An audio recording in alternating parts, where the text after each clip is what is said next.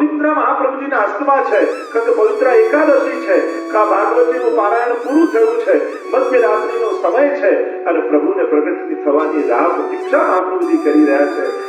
ચિંતા થઈ છે આ દેવીજીઓનો સંબંધ પ્રભુ સાથે કેમ કરાવો, અને ત્યાં જ મધ્યરાત્રિએ બોલો શ્રી ગોવર્ધન કી જય સાક્ષાત ગોકુળ ચંદ્રમાની સ્વરૂપ દર્શનાથી હવા પ્રગટ થઈ જાય.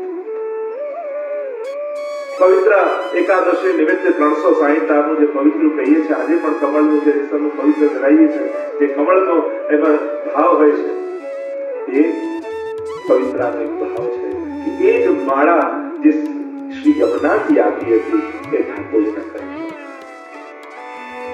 વિશ્રી આરોગ આવ્યો અને બ્રહ્મ સંબંધ મંત્રનો ઉપદેશ એ સમયે ઠાકોરજી મહાપ્રભુજીના.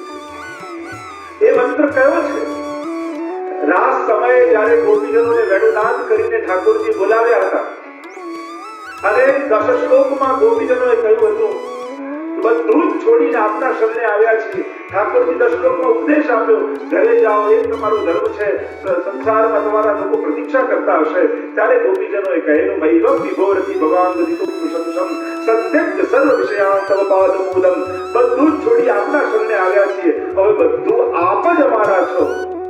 અને એ સમયે જે ગોપીજનો શ્લોકો બોલ્યા છે એનો જ ભાવાર્થ આપણે બ્રહ્મ સંબંધ સમજવું. આલોક પરલોક આત્મા સહિત હે પ્રભુ અમે આપને સમર્પણ કરીએ. એટલે બ્રહ્મ સંબંધના મંત્રને જો ધ્યાનથી તમે રટો તો તમને શુદ્ધિ કરાવવામાં આવે છે કે રાસ સમયે પ્રભુએ વેણુનાદ કરીને જ્યારે તમને બોલાવેલા ત્યારે તમે આ જ વચનો ઠાકોરજી આગળ બોલ્યા. જે બ્રહ્મ સંબંધનો ભાવાર્થ તમે વાંચો ને અને રાસ સમયના એ ગોપીજનોના શ્લોકો વાંચો, એ જ વાત ફરી વૈષ્ણવ ઠાકોરજી આગળ તુલસીદલ લઈ અને ઠાકોરજી આગળ સમર્પણ કરે છે. એ કૃષ્ણનું ધારો છે. રાસ સમયના એ આપેલા ગોપીજન રૂપે વચનો, એ વચનોને આજે જીવ બ્રહ્મ સંબંધ સમય યાદ કરે. એ કૃષ્ણ હું તારા માટે જ આવું છું. એટલે હજારો વર્ષોથી વિકુટો પડેલો હું જીવ અને વ્રજભક્ત રૂપે જ્યારે જીવ હતો અને અનેક જન્મો એના થઈ ગયા, જેનો આનંદ પણ તિરોધાન થઈ ગયો છે એવો, જે પોતાના સ્વરૂપને ભૂલી ગયો છે એવો, દેહ પ્રાણ ઇન્દ્રિય અંતઃકરણ ગર્ભ જે કંઈ પણ મેં મારું માન્યું છે એ આત્મા સહિત આપને સમર્પણ કરું. હે કૃષ્ણ અને એ વચન ફરી ઠાકોરજી કે મહાપ્રભુજીને આપીને કહ્યું હવે આ જીવને પુનઃ સ્મરણ કરાવો કે એ જામથી વિખૂટો પડેલો મારો જીવ છે અને જ્યાં એને સુધી થશે ત્યારે એના હૃદયમાં તાપ ક્લેશ જાગશે. અરે હું તો પ્રભુનો છું અને ક્યાં ભટકી રહ્યો છું. અને આ બ્રહ્મ સંબંધ આપી મારી સ્વરૂપ સેવાને એને દાન કરાવો, જેથી ફરી એ લીલા રજ લીલા સમયે જે સુખનો અનુભવ એને કર્યો હતો એ જ સુખનો અનુભવ આ કલિયુગમાં એને કરે. આજે પણ એ સુખનો અનુભવ છે.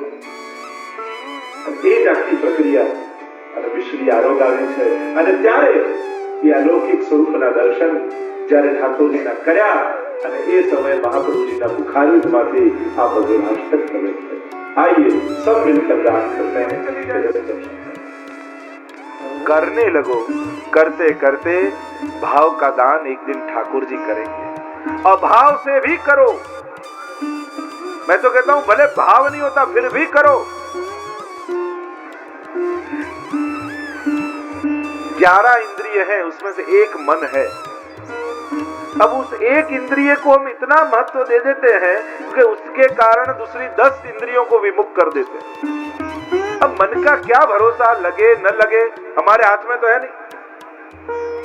कई लोग के मन नहीं लगता इसलिए फिर सेवा छोड़ देते हैं, मन भटकता फिर माला नहीं करते, मन भटकता है फिर पाठ नहीं करते. उसका क्या अर्थ?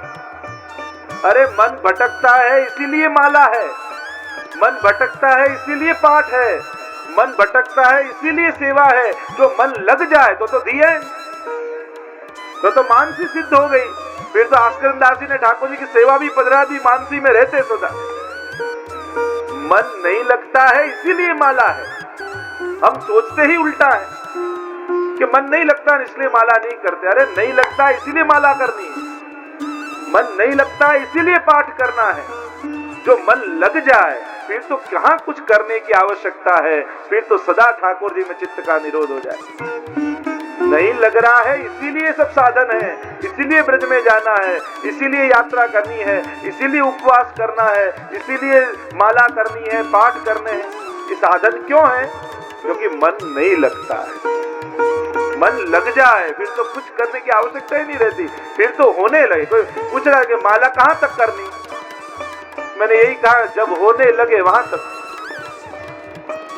जब होने लग जाए वहां तक करो। मूल बात प्रपंच की विस्मृति और भगवान में आसक्ति,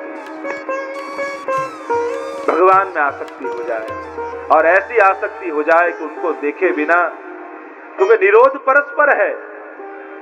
ऐसी स्थिति जब भक्त की आती है कि एक क्षण भगवान के बिना न रह सके, तो उसी क्षण भगवान का भी जीव में निरोध हो जाता है। भगवान भी एक क्षण भक्त के बिना नहीं रह सकते। हमारे यहाँ चौड़ा का प्रसंग आता है वार्ता में। नित्य का उनका नियम रोज राजभोग के दर्शन करने जरूर श्रीनाथ जी के जाएं। गिरिराज जी के ऊपर जब श्रीनाथ जी बाबा विराजते थे यहाँ, नित्य का क्रम। एक दिन ऐसा हुआ कि कुछ अवेर हो गई, भागते हुए दर्शन करने दौड़ रहे थे और वहीं राजभोग के किवाड़ बंद हो गए दर्शन के। और किवाड़ जहां बंद हुए, दौड़ते हुआ है देखे तो द्वार बंद हो गए। ऐसा ताप उनके मन में हुआ, अरे श्रीनाथ जी बाबा मुझसे क्या अपराध हो गया, आज आप दर्शन न दिए। प्रलाप करने लगे, चौधार आंसुओं से रोने लगे, निज मंदिर के पीछे की दीवार पर जाकर माथा पछाड़ने लगे। अरे श्रीनाथ जी बाबा मुझसे क्या दोष हो गया, रोज का मेरा नियम और आज मैं क्यों चूक गए। ऐसा ताप हुआ कि श्रीनाथ जी बाबा से सहन नहीं हुआ। अंदर निज मंदिर में उन्होंने अपनी छड़ी उठाई और दीवार पर खोद खोद कर वहां बखोल किया और वहां से उसके मुखारविंद के दर्शन कराए। यह है भगवान का भक्त में निरोध। जिस क्षण भक्त को यूं लगे कि आपके बिना अब नहीं जी पाऊंगा, कभी भगवान को भी हो जाता है कि मुझे भी अब तेरे बिना एक क्षण नहीं चलेगा। ज्ञानी लोग कहते कहाँ है परमात्मा, क्यों दिखाई नहीं देता। और हमारे भक्त लोग गाते हैं कि श्याम लग्यो संग डोले रे माई, श्याम लग्यो संग डोले, जित जाऊं ताड़ो ही आवे, बिना बुलायो बोले। वो तो पीछे पीछे आ रहा है, नहीं बात करनी फिर भी बोल रहा। ये गोपी जनों की भक्ति है। शेष महेश गणेश दिनेश सुरेश ही जाहि निरंतर ध्यावे, जाहि अनादि अखंड अनंत अछेद अभेद सुवेद बतावे। नारद से सुख जाहि रटे पचिहारी तो ही पार न पावे, ताहि अहिर की छोहरिया छछिया भर छाछ पे नाच नचावे। एक चुल्लू भर छाछ के लिए वो त्रिलोक का नाच जो पूरे विश्व को नचा रहा है, वो गोपियों के आगे पायल पैर के नाच रहा है। ये भक्त का भगवान में निरोध और भगवान का भक्त में निरोध, परस्पर निरोध की कथा।